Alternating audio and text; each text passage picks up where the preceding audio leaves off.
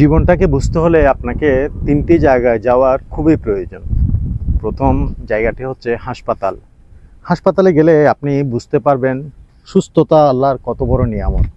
আমরা যে সুস্থ আছি সেটা হাসপাতালের কাতরানো মানুষগুলোকে দেখলে আমরা অনুভব করতে পারবো। দ্বিতীয় জায়গাটি হচ্ছে জেলখানা। জেলখানার একজন বন্দি কয়েদির সাথে কথা বললে আপনি বুঝতে পারবেন স্বাধীনতার মর্ম কী। মুক্ত বাতাসে শ্বাস নেওয়ার যে কত শান্তি, সেটা একজন জেলবন্দি মানুষের থেকে আর ভালো কেউ জানে না।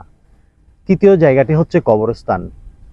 কবরস্থান হচ্ছে এমন এক জায়গা, আপনি মাটির উপর দিয়ে আজ হাঁটছেন, সেই মাটি একদিন আপনার ছাদ হয়ে যাবে। ভাই, কিসের এত অহংকার, কিসের এত গৌরব? টাকার অহংকার দেখান, ক্ষমতার পাওয়ার দেখান, মানুষের সাথে খারাপ ব্যবহার করেন, কিছুই থাকবে না, সব কিছুই মাটি হয়ে যাবে।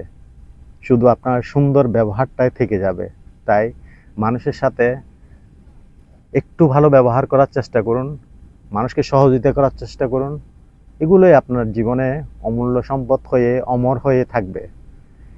বিভিন্ন মানুষের নামে অনেক কিছু হয়ে যায়, অনেক কিছু রয়ে যায়। কেন রয়ে যায় জানেন? তার চলা চরিত্র, তার ব্যবহারের কারণে। ধন্যবাদ।